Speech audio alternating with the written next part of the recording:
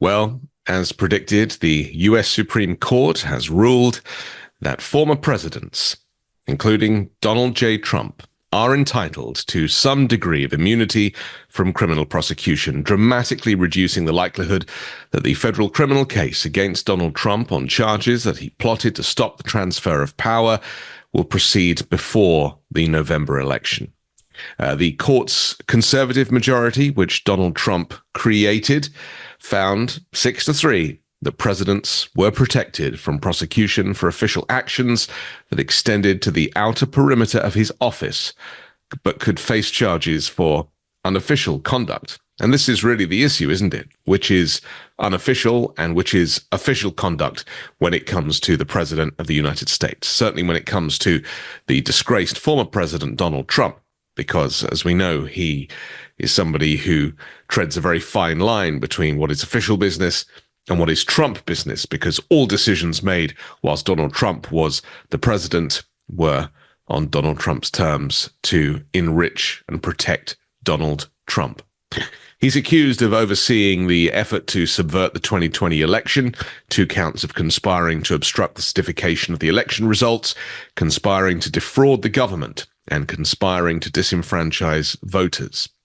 And now, Jack Smith and Judge Tanya Chutkan are going to have to move the goalposts to see how this case can work under this new ruling, with the Supreme Court making the decision that official business is now under the protection of presidential immunity. But there's something here that I think that we haven't really, or certainly the media hasn't been talking about or picking up on, and that is that Donald Trump is not the president. He's not the incumbent. He's going to be fighting an election where it's not like he can't say, okay, I'm not relinquishing power as he did in 2020 or 2021. This time, he is seeking the White House. Joe Biden is the president. And so there's 2 issues here. One, Joe Biden could actually take this new immunity ruling and say, okay, if I'm not immune from various things, then I'm going to make some sweeping and swooping changes. And it's being suggested that packing the court could be one of those, doing away with the filibuster, for example, things that people have been pushing for a while to bring some normalcy and balance back into the political system. But secondly, there's the issue that this entire immunity package that the Supreme Court has placed on a silver platter for Donald Trump is designed for him to stay in power once he ascends to the presidency. They are assuming that he will either win the presidency, or they're working on the assumption that if he loses, he will then contest the election, as he did in 2020, and that this time the Supreme Court will rule in his favor. Because this entire experiment is I would suggest that Roe, 50 years ago, was the moment at which conservatives, these far-right Christian nationalists, were like, we don't want this. We want to have no separation of church and state. We want a Christian nation of Christian nationalists, of Christian soldiers, with the kind of leader that is not going to have to seek election, who can just remain in power. I'm convinced that actually this is all part of a larger conspiracy. And if you do your research on Leonard Leo and the Federalist Society and the way that the Supreme Court has kind of become this this kind of platform for Donald Trump's puppet masters, then you get a greater sense of what this is all about. And look at January 6th, for example. We now see that not just the Clarence Thomas's wife being involved in that, but of course, Judge Samuel Alito's wife having a vested interest as well. It seems that these far-right Christian nationalists are all operating off the same hymn sheet, and that at all levels. And whilst Samuel Alito will be like, oh, that was my wife's business, I didn't have anything to do with it, none of that is true. And we've kind of come to realize that actually the conspiracy here is one that there has been a plan all along.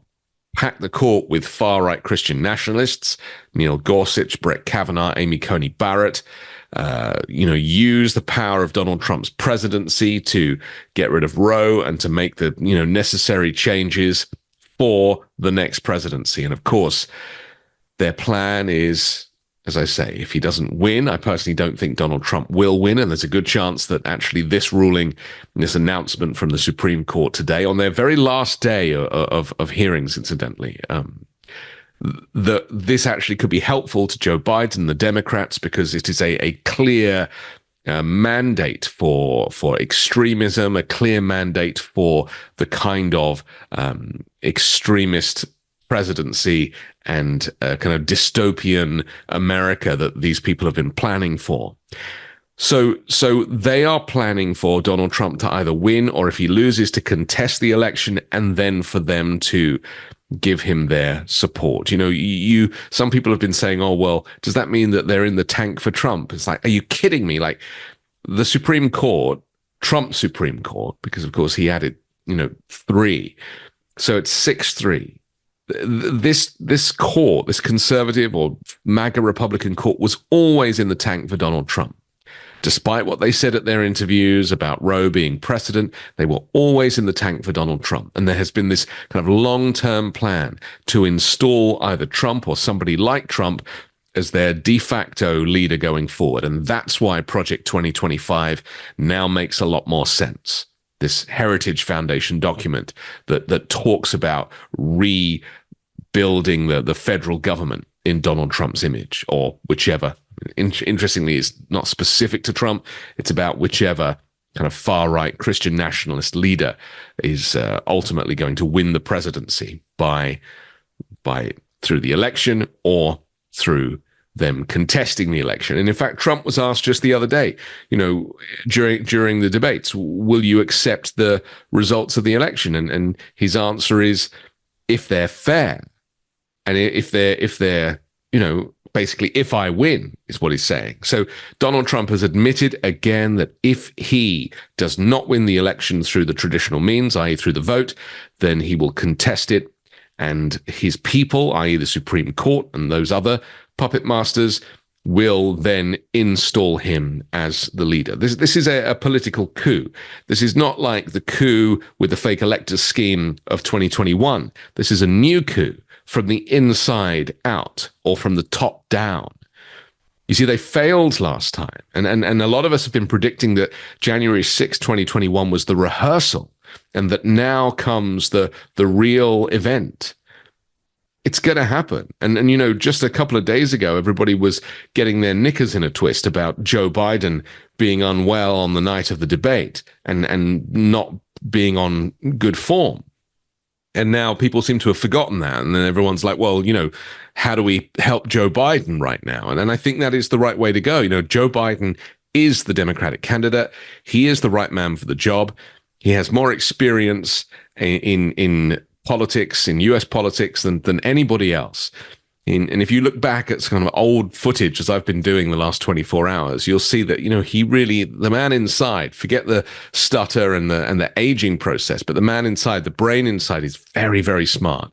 And I do think he's the right man to counter this. I would like for him, if possible, and maybe Kamala Harris can assist with this, to be a revolutionary, because, packing the court, doing away with the filibuster, or indeed taking this new ruling of presidential immunity and saying, okay, if that now applies to me because I'm the president, then I am now going to say A, B, and C, which is Donald Trump can't run for president. I mean, because he's an insurrectionist, so he can't run for president. Could the power of the presidency now with full immunity do that? There's so many questions at this moment, but I want to be clear that this ruling is not about now, and it's not about Donald Trump in November. It's about Donald Trump staying as president after 4 years. It's about maintaining Donald Trump or another MAGA Republican in that role of leader beyond 2024, 2008 or whenever it is, right? So this is about maintaining control. Firstly, they did it controlling women by reversing Roe. And now the Chevron announcement from 2 days ago, it might not seem very interesting, but that basically takes control of all major decisions for the United States that were done by agencies. So, for example, let's use climate change.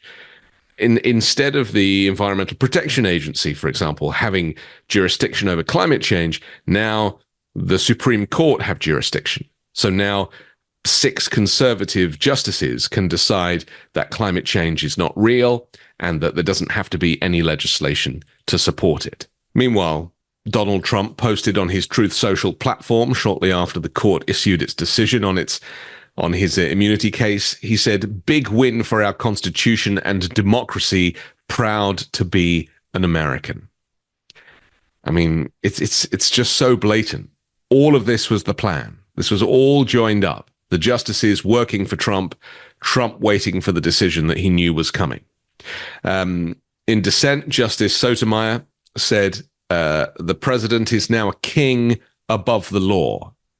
The 3 liberal justices, Sonia Sotomayor, Eleanor Kagan, Ketanji Brown Jackson, all dissented from the majority opinion. In her dissent, Sotomayor said the relationship between the president and the people he serves has shifted irrevocably. In every use of political power, the president is now a king above the law. And she warned of the stark long-term consequences of today's decision, noting that the court had effectively created a law-free zone around the president. This new official acts immunity now lies about like a loaded weapon for any president that wishes to place his own interests, his own political survival, or his own financial gain above the interests of the nation. She said the president of the United States is the most powerful person in the country and possibly the world. When he uses his official powers in any way under the majority's reasoning, he now will be insulated from criminal prosecution.